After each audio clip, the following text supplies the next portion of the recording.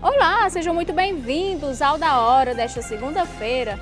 Hoje abordaremos diversos assuntos, entre eles saúde, economia, política, educação e muito mais. Você confere a partir de agora.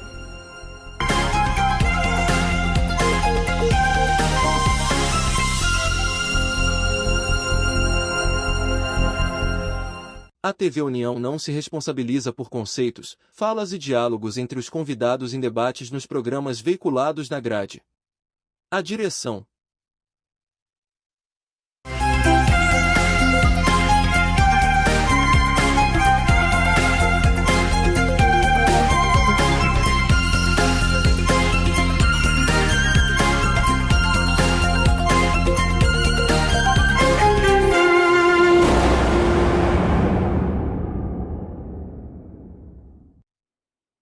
Isso aí, um ótimo início de semana. Estamos começando o programa Da Hora desta segunda-feira, já com a bancada, com ele, que é o Luciano Cleves, que está com a gente toda segunda-feira. Seja bem-vindo, Luciano. Muito obrigado, querida. Olá, Rochelle. Olá, Gabriel. Segunda-feira, eu estava dizendo que não é que fosse sexta, segunda-feira foi um dos melhores dias, porque é o dia de eu estar aqui e estar com vocês e com a nossa audiência.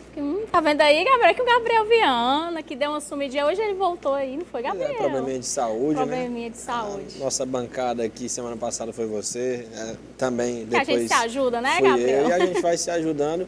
Seja muito bem-vindo, Luciano. Muito obrigado aí pelas palavras. Que bom que você gosta de estar aqui com a gente, que não é só por participar, né? Você gosta de estar aqui conosco. E como em toda segunda, a gente inicia a nossa edição levando a previsão do tempo para hoje e para os próximos dias aqui no estado. Olá pessoal, vamos para a previsão do tempo para esta segunda, terça e quarta-feira aqui no estado do Ceará.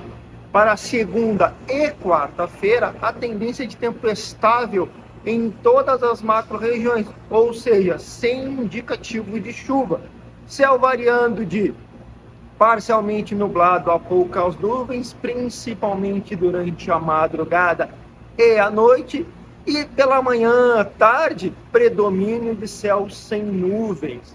Agora para amanhã, terça-feira, há uma baixa possibilidade de chuva isolada e passageira, principalmente no final da tarde e noite no Cariri e sul das macro-regiões do Sertão Central em Amuns e da região Jaguaribana.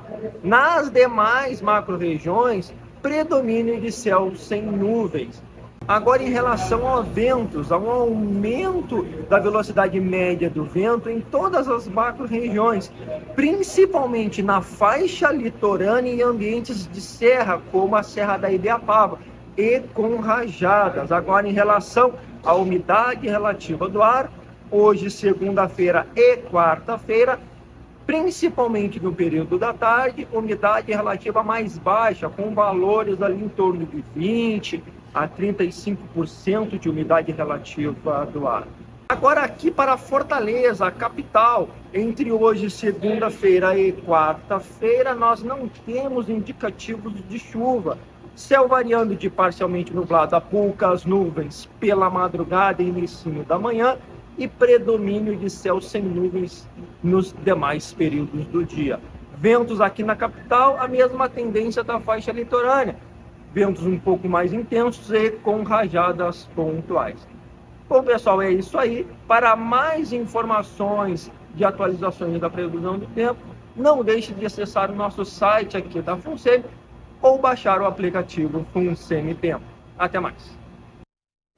Olha, e por conta de uma massa de ar quente, pessoal, e vocês que estão aí em casa, o Brasil pode registrar recordes de temperatura nesse mês de setembro e também em números absolutos do ano todo, e pode chegar aqui no Nordeste, deve chegar, na verdade, aqui no Nordeste, principalmente nos estados da Bahia, do Maranhão e do Piauí, mas fica ali realmente mais concentrado para a região sul, sudeste, e pegando um pouquinho do centro do país, principalmente ali no Mato Grosso, que a gente sabe que já é uma região de cerrado, né? Já é uma temperatura um pouco mais elevada, a umidade do ar também não contribui, mas que a gente espera que isso passe logo. A previsão é que seja para essa e para a próxima semana, e que não chegue aqui, né? Não, porque aqui já é muito quente, né? Aqui não já tem calor Já tá suficiente. bom, temos calor, Luciano e mormaço. Rochelle, previstas para mais de 40 graus. mais E de durante 40 o dia graus. todo, não é? Ali aquele pico. E nesses lugares que não tem a brisa que a gente tem, o vento que a gente tem, vai ficar muito abafado, né? Imagina, no Mato Grosso Por do Sul, ali, uma Amazonas. temperatura de 42 graus. Não sei se vocês viram, Santa Quitéria, o asfalto. Santa Quitéria. Estava Quente. deteriorando por causa do calor. E Se é justamente desfazendo. por conta desse chove, para, dessas temperaturas muito altas que a gente fica assim. É verdade. A gente fica gripado, mas isso se prova o que a gente fala aqui há algum tempo, que os efeitos da degradação do planeta estão chegando Aquecimento global. e o ser humano não vai poder fazer nada. Se realmente não parar essa situação, se a gente não for atrás de... Claro, tem que haver o giro da economia, os empresários têm que produzir, mas também a gente tem que ir no caminho da sustentabilidade, porque Sim, senão tem não que vai ter caminhar planeta, juntos. né, Luciano? Economia e sustentabilidade caminham Porque juntos, senão não vai ter né? planeta, não é isso? É vendo?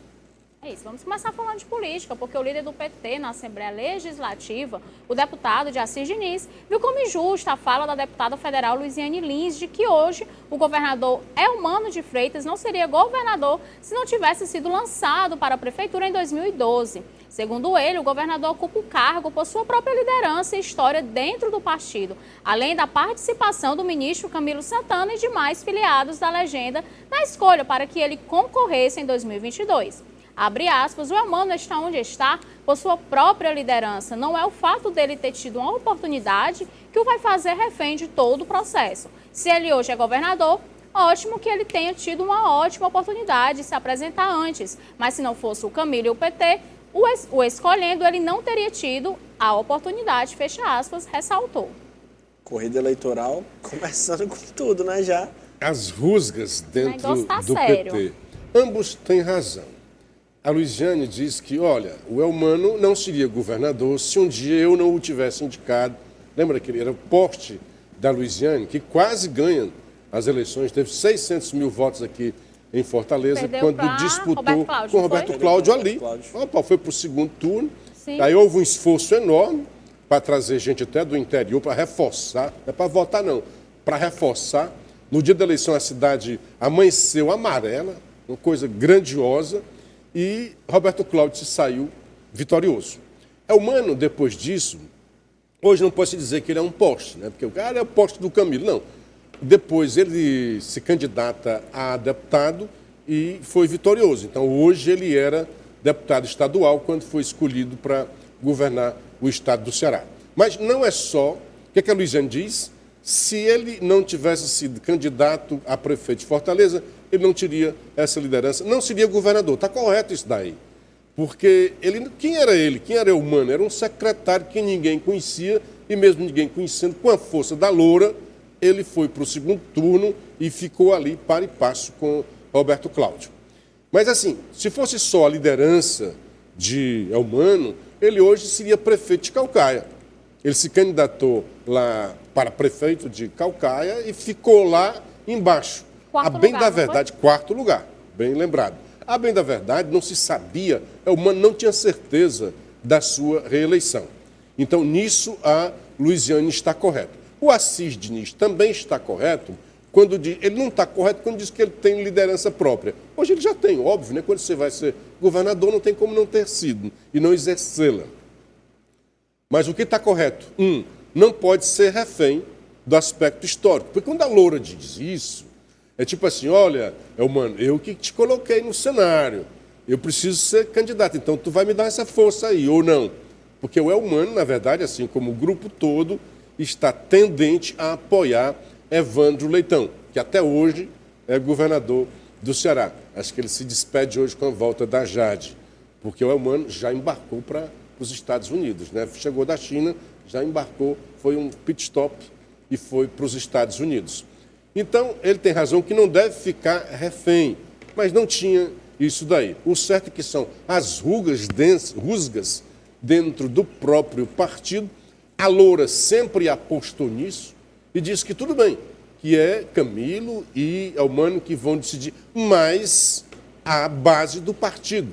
Se há uma coisa que você tem que reconhecer é que o PT é realmente um partido orgânico, cheio de tendências, cheio de brigas, cheio de conflitos, mas é um partido vivo que não se reúne apenas nas eleições. Não é apenas um cartório, como muitos dos partidos funcionam como um cartório carimbador de candidaturas. O PT é vivo, tem força, sofreu durante o Petrolão, aí foi lá para baixo, desempenho eleitoral muito ruim, se reergue agora com o Lula e está querendo ir para a disputa. É, como disse o Gabriel, as eleições aí já mostrando o seu calor. E além dessa própria disputa interna, a gente deve ter uma disputa muito grande com o PDT também, né? Com certeza, porque o PDT vai de Sarto. Antes uma base aliada e agora Queria Roberto Cláudio. Eu né? estive no lançamento do Anuário do Ceará. Foi um evento também político. Então, o Sarto, prefeito de Fortaleza, falou, foi assim uma frieza, né? Não houve vaia, tudo bem. Mas já estava todo mundo cansado mesmo, querendo mais era a festa, querendo mais era o vinho, né? E os acepipes. E quando entra o Leitão, que foi logo depois, aí já houve prefeito. Então houve um certo constrangimento ali para o Sarto, porque o Sarto tem o apoio de parte do PDT, o PDT está rachado e não vai nem para a disputa, né? Já saiu o Evandro Leitão, vai ter disputa interna no PT. No PDT vão indicar o Sarto mesmo, a não ser que chegue na hora que o Sarto esteja muito ruim e aí o Roberto Cláudio assume. Vai ser um dos dois, vai ser essa ala aí. Mas em relação ao PT, a Luiziane disse que não abre mão. E tem o Evandro Leitão. Olha, é assim. Tá. Na verdade, no PT já tem 4 nomes. Tem o... Deixa eu ver se eu me lembro aqui, né? Além da Loura, tem a Larissa Gaspar, Sim. que quer ser. Tem o Guilherme Sampaio, que quer ser. E tem o Arthur Bruno. E o Evandro Leitão fica onde? Já tem 4 nomes. Aí pode ser que mesmo com esses 4 nomes, o nome que seja alçado seja o do Leitão. A Loura lançou a sua candidatura na sexta-feira, lá no Benfica. É histórico. Da outra vez ela lançou por lá também. É a sede do partido. Ali na Avenida da Universidade. Ela né? quer acreditar e quer animar na vida da universidade, animar a sua militância. Ela já tinha, antes de ser prefeita, e cresceu depois quando prefeita e se manteve deputada federal. Ela está um pouco afastada de Fortaleza. Mas eu acho que os que estão ao redor dela, esses mesmos, não acreditam numa candidatura de Luiziane Lins, mas ela precisa demonstrar sua força, negar isso que eu estou dizendo, essa leitura, e dizer que é para valer. Porque o que eu acho que é para valer mesmo é uma candidatura ao Senado nas outras eleições. Mas aí vai ter a pedra pelo caminho, que é o Guimarães. E qual a chance do Evandro Leitão se candidatar por outro partido? Há essa possibilidade? Total. Todo o desenho, né? Então, o Leitão se desfilia. Olha, está aqui porque eu sou... E com um discurso de perseguição, que eu não acho muito que se sustente, mas é um discurso político, né? Que é, olha, eu fui perseguido e tal, e quero... Tem o apoio de Cid, tem o apoio de Camilo, tem o apoio de Eumano. Qualquer um que tenha essa tríade de apoio, sai na frente. Ele vai para o PT, aí o PT vai ter aquela história. E o Lula? Mas aí conseguiram uma declaração do Lula que não tem problema que alguém chegue de fora e se candidate. Na verdade, assim, quem tiver maior força eleitoral vai chamar como imã, né, as demais forças. E uma hora você... Olha, Luiziane, que tal o Senado e tal, né? Porque nós precisamos consolidar o partido, elegeu com Lula, a margem foi pouca e precisamos agora fazer prefeitos e vereadores. Porque o outro lado vai se dividir. Já está muito claro que o PL vai ter candidato. Olha Tá aí, novamente a gente mostra a imagem de quem deve estar disputando esse. Está muito claro. PDT certamente é mesmo o Sarto. No União, certamente é mesmo, né? Capitão Wagner, né? O Capitão Wagner. Aí nós temos a Loura, No PT. junto com 3 outros aí, mais o Leitão. E do outro lado ali é o André, né? Isso, Pelo André. PL. Que hoje já está dizendo que está entre ele e o Carmelo. Mas também dizem que o Carmelo pode vir como vice dele. Numa chapa pura, né? Ou vice-versa, Pura, numa né? chapa Seria- pura. Seria uma base forte, você acha? Uma chapa forte? Essa? Não, O Carmelo, não é. ele arrastou muitos votos e o André também. Mas aí, né, a gente Mas tem que ver que tem todos os é outros, você arrastava né? o capitão sempre foi campeão de votos também. E O André Fortaleza, né? foi campeão de votos para deputado federal. É O isso. Carmelo foi campeão de votos Isso. para deputado estadual. Então, votos eles têm. Agora, isso acho para o que- majoritário vai se repetir? Acho que isso se explica muito com o cenário de um outro estado. Por exemplo, nas eleições do ano passado, o deputado Nicolas Ferreira, em Minas Gerais, foi o deputado mais votado do estado. Mas o atual presidente, o presidente Lula, ganhou no estado de Minas Gerais. Então, acho que isso pode ser trazido para o cenário E até daqui também, né? Não é divide automático, né? os votos aí do capitão com o André Fernandes. Já vai Os ser eleitores Você vão acha se que dividir há a aí, possibilidade né? de uma aliança dessa direita? difícil. Difícil. Acredito que já vai ser Porque assim, o mesmo capitão Wagner não tem por que abrir mão. Sim, O PL, não vai abrir. o PL colocou como o partido quer que tenha candidaturas majoritárias em todas as prefeituras, em todas as capitais. Então, com certeza, vai ter ou o Carmelo ou o André vão disputar. Vão disputar. Aí, se houver um segundo turno em que se o passar ou do PL ou da União, eles se Aí unem se unem para o segundo. pro segundo turno. Os dois, acho que é Não, bem não tem. No provável primeiro que os turno dois não tem como. passem Não tem para o como. segundo turno, Não né? tem como. E o que eu sei, Um dos dois, o que eu né? acho, que o Sarto tem todas as condições de ir para o segundo turno. Tem a máquina também, já Segundo é turno. Ele tem algo a muito grande. Pois máquina. é, já parte na frente. Então vai ser difícil a direita chegar no segundo turno, nesse cenário. Né? Porque o Sarto tem tudo para estar no segundo turno. E a Luiziane e o E Evandro Leitão, são muito fortes. Né? E tem o PT, o Leitão, que vão disputar também para tem o a segundo turno máquina. também. Que tem outro tipo de máquina, exatamente. Também tem a máquina pô. Um está com a máquina estadual, outro com a máquina federal, dentro do PT. Então É tá isso. bem complicado. E o presidente Lula quer reservar um valor recorde para turbinar a publicidade oficial do governo em 2024. A previsão de despesa nessa área para o próximo ano é de 647 milhões de reais, ante os 359 milhões disponíveis nesse ano de 2023. Olha, já houve um acréscimo na saída do governo anterior, que eu sempre procuro não dizer o nome, que dá um calafrio em algumas pessoas. Já houve um acréscimo que o Globo, o Sistema Globo recebia para agora, eu acho que já deu mais agora do que nos 4 anos do governo anterior. Vai dobrar agora. Eu vi hoje até o Maynard dizendo que a imprensa oficial vai receber o dobro do que está recebendo e vai receber muito mais do que nas épocas áureas da Odebrecht, quando havia dinheiro a granel para todo mundo, não só a Globo, né?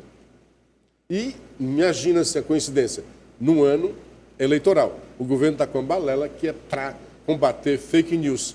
Mas o Lula não para de emitir fake news? Como é que pode? E porque esse investimento todo numa emissora, né, também, né, Luciano? Não, aqui, Já que não, tem aqui a tantos, verba mas é para mais- todo mundo. Tá, Tá? mas quem ganha recebe mais. É a Globo, mas eu concordo. Eu acho que Certo. tem que ter um critério técnico. Certo. Então, se a Globo tem a maior audiência, eu Quase acho o que dobro tem que do segundo ter, colocado, tem né? que ter também uma proporção. A não ser que você diga assim, não, essa campanha eu vou dirigir para o público da classe menor rendos. Aí diga, aqui a Globo é a média, mas a SBT tem esse público.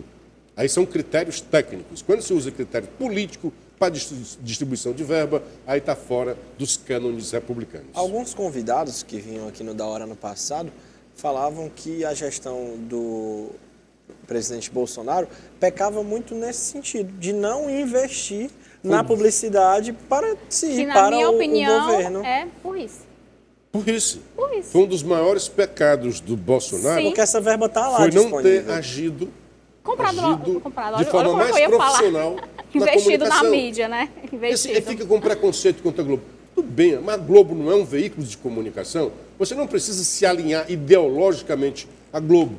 A Globo tem uma postura que não é a média do povo brasileiro, principalmente nessas agendas identitárias, né? Principalmente de gays, aquela história de religiosidade. Não é a pauta da Globo.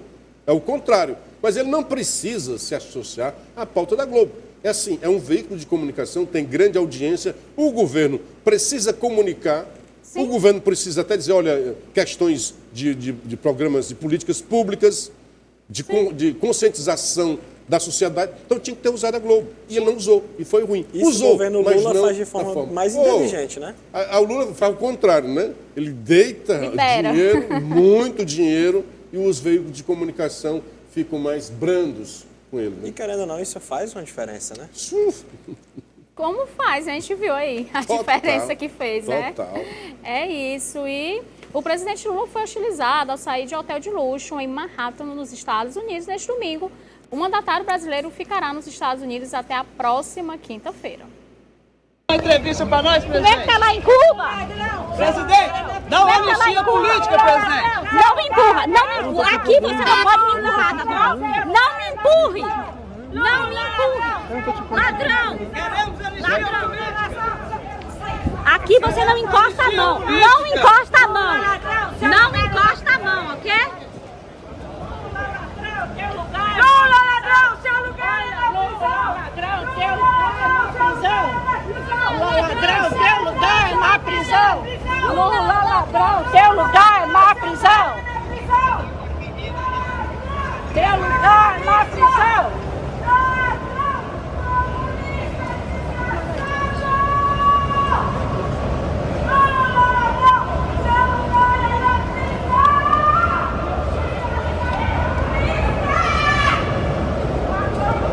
O cachaceiro tá ali.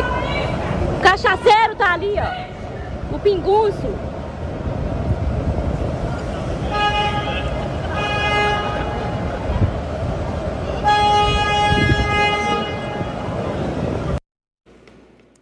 Então, Luciano, que É muito triste. constrangedor, muito triste, eu não muito concordo triste. com Eu isso, também não. mas faz parte do ofício.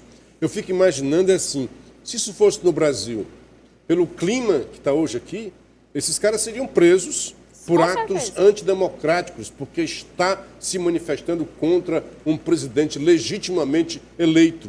É o que estão dizendo aí, você não pode mais se manifestar. Mas está lá nos Estados Unidos, não concordo com esse tipo de manifestação, de chamar de ladrão, de cachaceiro, mas eu acho que é muito triste para o Lula, porque eu acho que era melhor ele nem ter voltado para a cena. Já foi descondenado, tal. Porque onde ele for, ficou uma mancha na biografia dele. Aonde ele for, vai ter alguém que vai chamar atenção para isso. Ladrão, cachaceiro, até isso. E também trazer algumas coisas para a mesma cena, né? Para a cena. Pois é. Pois Como é. a questão da Odebrecht, tudo isso que está acontecendo. É lamentável, eu não Que ele vem concordo com esse trazendo tipo de pra coisa. cena do- O que eu lamento da mesma muito é o desempenho dele nessas viagens. Lula só quer saber agora de viajar. Então isso já é uma coisa. A outra é que quando viaja, tem representado muito mal o Brasil. Muito mal. Porque ele dizia que o candidato anterior tinha feito do Brasil uma pária internacional. Mas agora quem passa vexame por cima de vexame é o Lula. E assim, ele teve um vexame, não, foi uma gafe, chama a atenção dele, ele repete na próxima viagem. Aí ele comete um outro tipo de erro, gafe, mas né? outra gafe. Sim. Agora mesmo em Cuba, ele cometeu duas gafes que eu acho assim horrorosas. E é tudo isso que traz. Eu não sei se já pode falar das duas viagens, né? A gente vai do que falar ele falou, no do próximo tribunal, bloco, né? mas pode dizer Porque assim, ele vai para Cuba e o que ele chega e diz lá? Não, Cuba não paga o Brasil porque tem o embargo. Olha, quando alguém está devendo a você, esse alguém é que vem com historinha, né? Olha, a menina adoeceu lá Dando em casa, satisfação. olha, apareceu uma despesa extra, eu não pude pagar você. É sempre o devedor que inventa desculpa. Pela primeira vez eu vejo um credor arranjando desculpa para o cara que está devendo ele, para justificar o não pagamento. O que é isso? É um cara, como não é o dinheiro dele, o dinheiro foi nosso, o empréstimo que foi feito a Cuba. Quando os governos petistas deram empréstimo para Cuba, já tinha o embargo.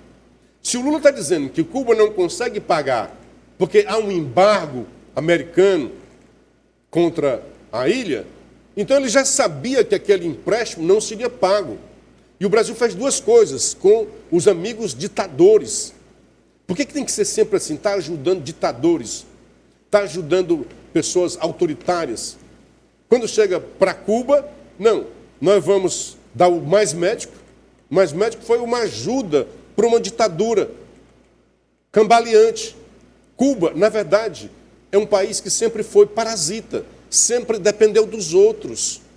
Cuba, a União Soviética na época irrigava Cuba porque era o seu ponto estratégico na América Latina. Estava ali vizinho, no quintal dos Estados Unidos, e podia irradiar a sua influência para o resto da América Latina para ver se conduzia revoluções. O Disseu foi treinado lá em Cuba. Sim. Depois houve a derrocada da União Soviética. Vai se acabar Cuba. Não, aí se valeu ali de outro ditador, o Chávez, na Venezuela, enquanto havia muita grana por causa do petróleo. A Venezuela é o maior produtor de petróleo do mundo. Aí, dinheiro para Cuba. E aí a Venezuela foi também para o buraco. Aí a Cuba está agora, o Brasil, defendendo. Olha só, quem ajudou Cuba foi para o buraco. Esperamos que o Brasil não vá para o mesmo buraco. É isso, a gente conclui no próximo bloco, porque agora a gente precisa fazer um rápido intervalo. Voltamos já.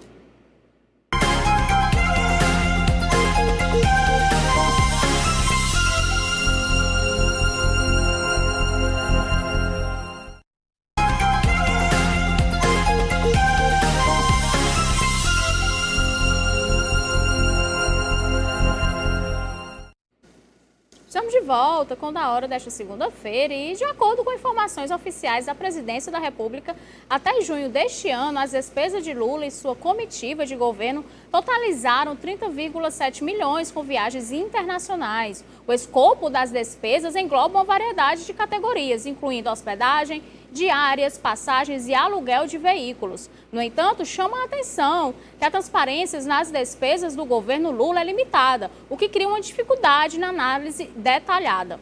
Dentre as despesas de Lula, o maior montante, 11,2 milhões, foi destinado à hospedagem, notadamente em hotéis luxuosos. Os aluguéis de veículos para a comitiva presidencial totalizaram 10,4 milhões, enquanto as diárias para assessores e seguranças consumiram mais de 9,1 milhões. Vale destacar que as despesas com as aeronaves da Força Aérea Brasileira não são divulgadas, alegando que tem devido questões de segurança. É isso. É o que você vê na viagem, as imagens ali de Cuba, né? O que tem? Melhorou. A Janja está com a roupa melhor, né? Você não viu? Gostei da roupa, Janja, muito bem. É o governo das viagens. E Lula tem, assim, esse ânimo, essa vaidade. Ele já cansou do Brasil. Já cansou do Brasil. Eu quero agora ganhar o mundo, eu quero ser presidente do mundo, eu quero o Nobel da Paz. Mas diz mais, né? Eu quero trazer o Brasil de volta porque virou um pária, de novo, né? Vamos repetir isso. E o governo anterior, mas não tem assim. O que fez o governo anterior? Nada. A última coisa que fez uma negociação lá na Rússia, embora o cara fosse de outro lado, né? Fez uma negociação que está garantindo petróleo aqui, senão estaria mais caro. Sim. E os grãos também, que na época a Rússia disse, ok, o Brasil vai. Os grãos e também os aditivos, né? Para ajudar no solo e tal. Aí o que acontece agora com o Lula? A cada viagem, como a gente estava falando há pouco, é um vexame. Ele agora está brigando, dizendo que o embargo americano é ilegal. Está dizendo que os Estados Unidos, uma das maiores democracias do Ocidente, aliás, só tem democracia no Ocidente, que no Oriente é só Israel, o resto tudo é ditadura. O maior modelo de democracia está agindo de forma ilegal. Não, está agindo de forma política e ideológica. E tem lá o embargo. Ao contrário, porque Cuba tinha um desequilíbrio. Como falamos há pouco, era ajudado pela União Soviética, era ajudado depois pela Venezuela, e agora o Lula quer ser o cara que defende Cuba. Vai ver que ele quer ser presidente de Cuba. Estava lá com a camisa cubana e a Janja estava até vestidinha, bonitinha. Tá? Você vê se foi mais arrumadinha, foi mais ajeitada, né? Foi. Olha, e o Brasil é um dos piores na despesa com ensino básico, mas alcança países ricos no gasto com formação superior. Nosso país ocupa a terceira pior posição em investimento público na educação básica, num ranking de 42 países, avaliados pela Organização para a Cooperação e Desenvolvimento Econômico. A pergunta que se faz, né, Luciano Clever, a importância do nível superior, sim, existe. Mas na educação básica, com certeza, é prioridade, né, Luciano Clever? Aí demonstra esse relatório, e não é só agora, não é novidade. Não é novidade. Porque tem tanto investimento e continua não tendo qualidade no ensino. Há uma ensino. disfuncionalidade Sim. Dos recursos. A boa pergunta é essa sua. O Brasil vai avançando Investe muito. em percentual de Sim. PIB na educação. E por que nós temos uma educação tão ruim? Sim. O editorial do Globo hoje diz isso. O professor Alexandre Schneider, pesquisador da FGV, foi boa a sua pergunta porque eu estava com isso guardado. Ele diz, usamos os recursos para atrair professores, melhorar sua formação, ou destinamos dinheiro à política que não faz sentido? Aí o próprio Globo diz, é possível que a resposta seja no segundo. Há uma disfuncionalidade. Por quê? E uma desproporcionalidade. O Brasil gasta, por aluno, no ensino básico, 3.583 dólares. A média da OCDE, 10.949. Então, o Brasil gasta, não é de agora, esse um terço do que a média da OCDE gasta com aluno do ensino básico. Mas quando é no ensino superior, o país gasta igual aos países ricos. A média da OCDE é 14.839. O Brasil, 14.735. Note que é um pouco mais também, né? E deveria ser. O problema é o Brasil ser igual no ensino superior e ser apenas um terço no ensino básico. Você tem que investir no básico. É óbvio que você tem que se pensar também no ensino superior, mas abrange bem menos gente, é uma elite, e aqui é um ensino público, e tem muita gente rica no ensino público superior, mas não tem nenhum rico na escola pública no ensino básico. No ensino superior, a UFC está cheia de riquinhos. Sim. Aliás, quando eu vou só dizendo sim. Quando eu iniciei o curso de comunicação aqui, era lotado de carrões. E a uniforme não tinha essas coisas todas. Hoje mudou. Por quê? Os ricos todos, porque eram os que tinham mais condições de estudar, de pagar cursinho, era muito difícil, havia poucas vagas. Então, os ricos, e eu não era rico, porque aqui e acolá tinha alguém da loteria social. Então, eu sou um cara que ganhei na loteria social. Meus pais eram pobres, 8 filhos, e meu pai colocou todo mundo para estudar. E estudei num colégio bom em Sobral, porque eu estava no seminário. Então, se explica, né, eu estou dizendo aqui, como é que eu estava lá. Rodeado de ricos. Então, o governo paga muito para muita da gente que não precisa. E aqueles que realmente, vou voltar a dizer, chamar a atenção, está cheio de ricos no ensino superior, onde o país mais gasta, está na média da OCDE, e nenhum rico está no ensino público do Brasil, onde se gasta apenas um terço da OCDE. Temos que inverter. A inversão do pobre está nas faculdades particulares.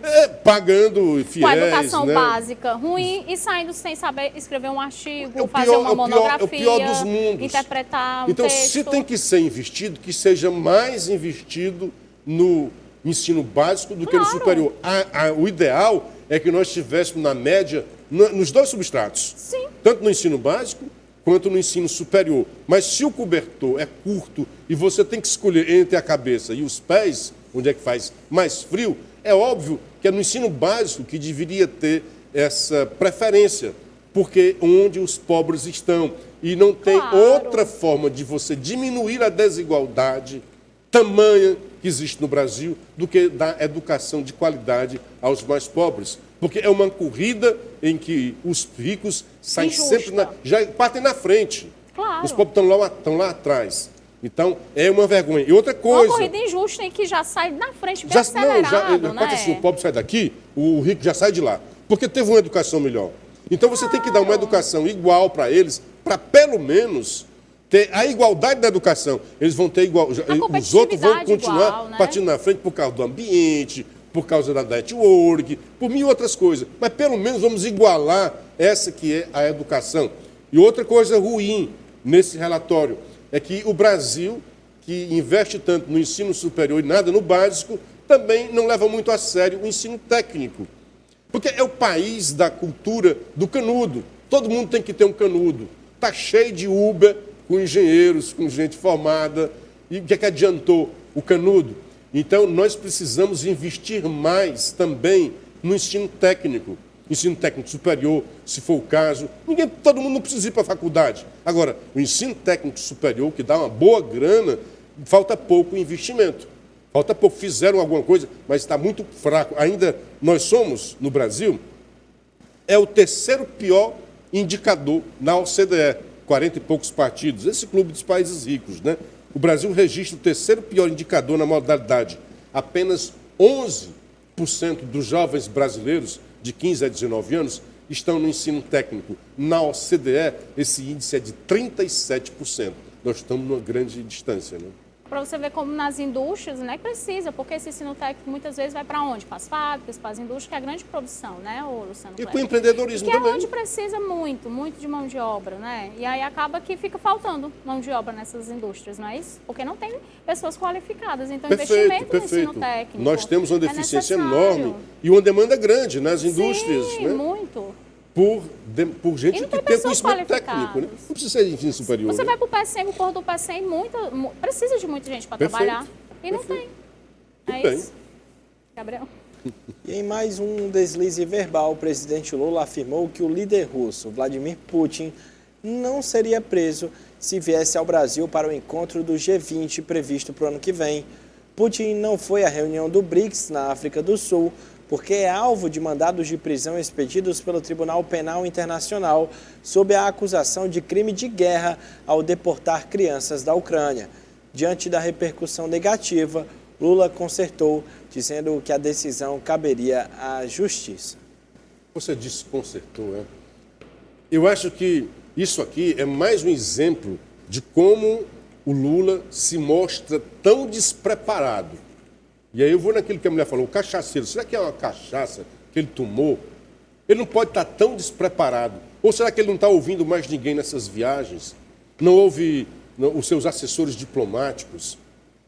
Quando vai para o improviso, o que é que ele fez? Convidou o Putin para vir ao Brasil em 2000. Quando vai ser aí o encontro aí de uma cúpula aí? 2024. Próximo ano. Aí um repórter estrangeiro, olha só o vexame, não foi dos nossos, o estrangeiro chamou a atenção. Olha, como é que você está convidando o Putin se ele é condenado? Tem uma prisão, um mandado de prisão em aberto. Condenado que ele foi pelo Tribunal Penal Internacional por crimes de guerra, limpeza étnica lá na Ucrânia. Ele sequestrou muitas crianças para ser russificadas. Um crime nojento, limpeza étnica. Está condenado por isso. Aí o Lula disse, não, mas, olha, eu nem sabia que existia esse tribunal. Olha, que vexame. Mas ele tinha falado anteriormente já que sobre esse vexame tribunal. Que não tinha esse tribunal, se o Lula já chegou a dizer que o Bolsonaro Isso. tinha que ser punido como Por esse genocida tribunal. por esse tribunal. Sim.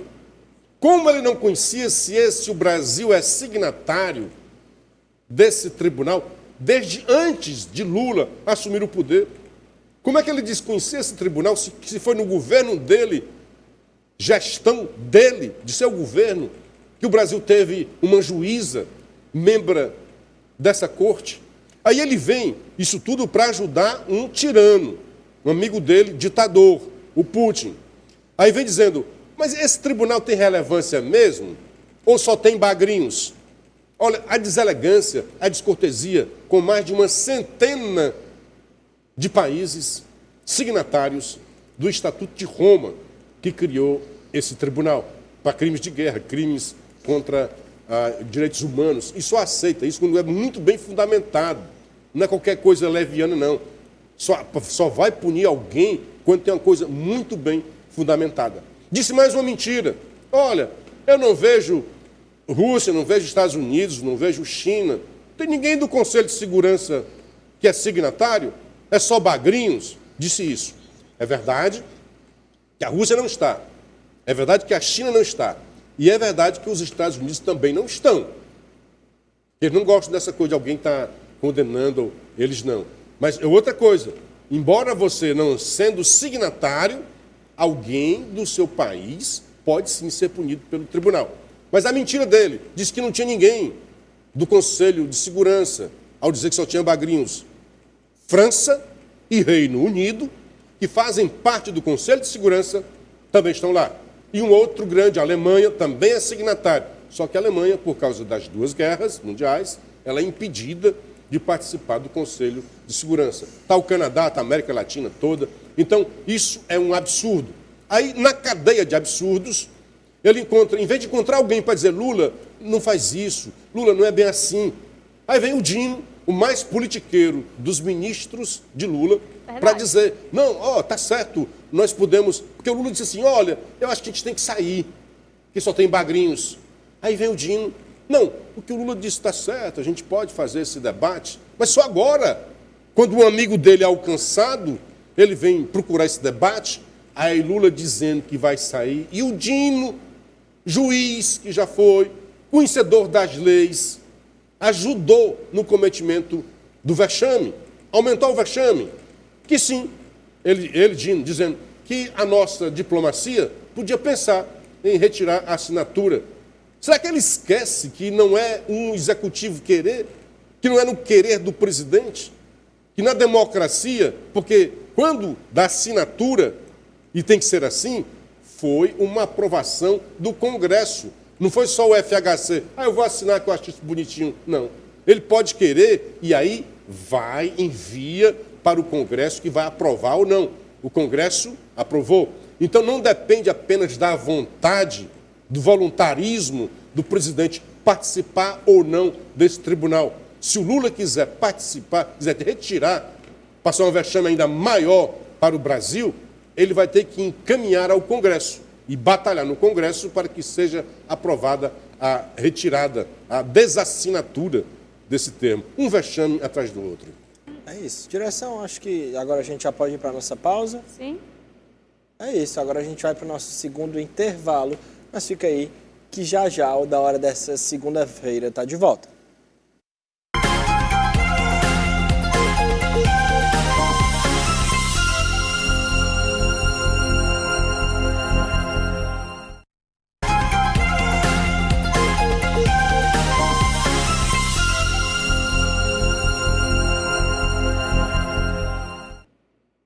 Estamos de volta com Da Hora desta segunda-feira e o brasileiro vive um momento de prevalência de sentimentos negativos em relação ao Brasil. Segundo nova pesquisa do Datafolha, a maioria dos ouvidos se diz triste, desanimado, inseguro, com medo e desesperançoso. E a violência disparou em relação ao fim de 2022, com principal preocupação ao lado da saúde. Apenas um dos 6 itens questionados a 2.016 pessoas na terça e quarta registrou uma resposta em que o viés positivo superou o negativo. Se disseram mais tranquilos em relação à situação brasileira 50% dos ouvidos, enquanto 45% afirmaram sentir raiva. A margem de erro do levantamento é de 2 pontos percentuais para mais ou para menos. E aí a gente já falou várias vezes aqui na bancada em relação à desesperança que o brasileiro tem com o combate à corrupção e a falta de segurança. Eu acredito que sejam os 2 pontos, fora a saúde também, né, que é precária. Mas esses 2 pontos eu acredito que sejam os maiores. O que é que você acha, Luciano Kleber? Eu acho assim que desesperança é pior do que o desespero, né?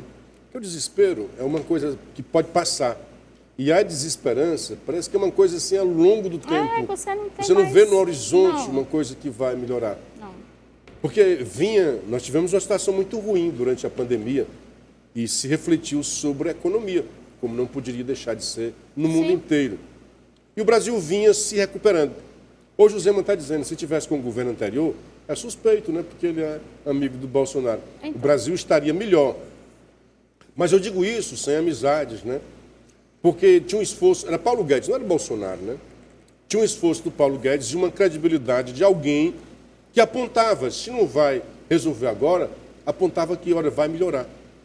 Nós não vemos, nós vemos a economia, e aqui é um outro dado também do mesmo instituto, e esse em cima do eleitor de Lula. Se você votou em Lula, eu votei. Então me responde essa pergunta aqui. Otimismo do eleitor de Lula com a economia cai 13 pontos. Era 79, hoje 66. Porque o Haddad está dizendo que a meta é déficit zero. Não vai existir. Todo mundo está sabendo que isso é uma fantasia que ele colocou só porque o arcabouço dizia que tinha que ter um déficit zero para poder ter o resultado fiscal que se imaginava. O que nós estamos vendo? Está desacelerando a arrecadação. Como é que o déficit zero é quando você tem mais entrada e menos saída, ou pelo menos equilibrar o que você recebe com o que gasta. Os gastos estão aumentando, está se dando o inverso. Os gastos estão aumentando, o Lula não para de gastar, não para de viajar, e a arrecadação está desacelerando. Ele tem um empréstimo, né, agora, Luciano? Até eu vi sua cara de tristeza aí. Mas é isso mesmo, a gente fica triste, desesperançado, não sabe. Apostando, Deus, dá uma coisa aí, muda aí. Há um evento aí econômico mundial que melhore, que a China dispare, que compre tudo de nós, para ver se a gente melhora. Mas aí Porque existe a conquistar corrupção, hoje... Luciano Kleber. Olha, a corrupção, hoje, eu já nem coloco isso como uma corrupção, no fato de, olha, não vai ter economia. Não, é questão econômica. Pode roubar. Mas se roubar e tiver um resultado econômico, o país vai estar bem, pelo menos, né? Eu não concordo nem um pouco com a corrupção. Tinha um cara que dizia, meio cínico, que tinha que ter uma certa corrupção. A corrupção funcionava como uma graxa para as engrenagens da administração pública funcionar. Mas aí quando você bota graxa demais, como aconteceu recentemente, acaba com tudo. E nada funciona. Lamentavelmente, nós temos aqui uma esperança no agro, Sim. porque aí vai vender mais milho, está vendendo mais milho, está Sim. vendendo mais soja, está vendendo mais celulose. Então isso vai ajudar na pauta da balança comercial. Então nós vamos vender mais do que comprar. Então entra mais dólares. Então aqui é uma luzinha que a gente vê, olha, isso aqui pode melhorar. Mas no resto você fica preocupado. E você se preocupa, e o emprego, como é que vai ser? E vai ter inflação? O brasileiro, lamentavelmente, está desesperançado, porque não sabe, não acredita que essas autoridades vão dar um jeito na economia. Não vão.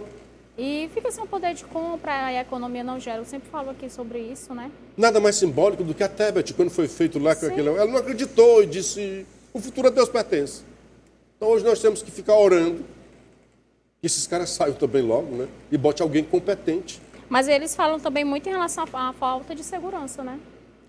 Você está falando da economia, mas a falta de segurança é o conjunto que faz o muito brasileiro forte. desesperançoso, né? É muito desesperançado. forte. Não tem segurança, você não pode andar com o celular na rua, enfim.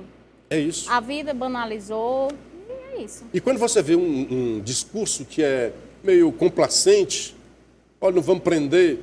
Aí os coitadinhos, os idiotas lá do 8 de dezembro, 8 de janeiro, é 17 anos de cadeia. E os bandidões sendo soltos. Quantos não Então foram quem está soltos? matando, quem está roubando, está tendo uma pena muito menos gravosa do que os outros que acreditavam que estavam lutando de forma estúpida, desinteligente, por um país melhor, na visão deles. Na visão deles. É uma coisa doida. Aí você vê assim, já que está no assunto, e vejo muito isso, por 17 anos. Fora os milhões que tem que pagar, né? Você está 17 multa, anos né? e é só gente, coitado, é um Zé Ruela, aquele Aécio. Como dizia meu avô. É um bagrinho, o cara é como se fosse da CAGES, um funcionário lá embaixo da CAGES, que endoidou, achou que queria que o Lula fosse derrubado. Mas ali os caras já botam dois crimes. Um, abolição pela violência do Estado Democrático de Direito. E a outra, Sim. tentativa de golpe de Estado. Você não pode fazer uma coisa sem a outra, então você não pode culminar, você não pode multiplicar esses dois crimes. Eu não sei o que está acontecendo e quando é que nós vamos parar. Graças a Deus, os jornalões, o consórcio, que fez tudo, que foi complacente com as irregularidades, as ilegalidades do STF, dizendo que eles estavam fazendo aquilo ali de forma corajosa para enfrentar uma agressão à Constituição, à democracia, que seria o Bolsonaro, teria que derrotar. Então foi derrotado, agora os jornalistas estão cobrando. Olha, não pode. Está o Estadão, está a Folha de São Paulo. Olha, não pode, é demais, vocês erraram na mão. Só para ter uma ideia, 17 anos pegou o Aécio, que fez o quê? Saiu de São Paulo, pegou um ônibus, sei lá, entrou, quebrou, botou vídeo, olha, nós estamos aqui, parece que ainda sujou em cima da mesa lá, fez a mesa lá de sanitário, e irritou os caras. Agora me lembro, foi preso o cearense, que foi condenado por participar do atentado à bomba em Brasília. Qual é o crime mais grave? Soltar aquela bomba ou simplesmente fazer depredação no prédio público? Olha só a discrepância. Aqueles que participaram do suposto atentado à bomba, que ainda foi julgado só em primeira instância, o Wellington pegou 6 anos de cadeia. Aí como é que o Aécio, que não pegou em bomba, que não tinha nada contra ninguém, pega 17 anos? Perdeu a mão. A justiça brasileira está sem norte, está sem bússola, está uma bagunça. E precisa se organizar. Para que a gente, uma parte é isso. O que desesperança a gente é que a gente não acredita mais que essa democracia, que eles tanto falam, que estão a defendê-la, que ela exista mais. As pessoas estão com medo de falar, de expressar, de sair à rua até para protestar. Então, não tem mais a quem recorrer, aí bate a desesperança. Isso é que eu acho que seja pior do que o desespero. Essa desesperança, a gente precisa acabar com elas. Agora, como? Não sei. É isso, e uma eventual melhora na capacidade de Cuba de honrar os pagamentos de suas dívidas, como a que a ilha tem aberto com o Brasil no valor de 2 bilhões e 600 milhões de reais, depende de um afrouxamento das sanções econômicas impostas pelos Estados Unidos. Já comentou sobre isso, não foi? Né? É mais fumo no Brasil. Eu digo isso assim, porque a Cuba deu como garantia o charuto, que eles vendem. O charuto é um produto de exportação em Cuba. Que os políticos gostam, né? Não vamos generalizar. Do charuto ou do fumo? Do charuto, né? De Cuba. Charuto de Cuba. O Lula estava com camisa cubana, né? Havana, né? E tal. Muito bem. Deu como... Nós vamos levar mais fumo, por quê? Se o Lula diz que Cuba só vai nos pagar caso haja a derrocada do embargo, tira isso de vista. Não está no cenário, nem com o Biden, tirar esse embargo. Porque há uma pressão enorme. Por que continua o embargo? Há uma pressão enorme de cubanos que têm muita influência lá em Miami, que são oposição a Castro. Aos Castros, né? Morreram, mas é o castrismo que está funcionando por lá. Então, o que eles dizem? Não, isso é para pressionar para que tenhamos uma democracia de volta.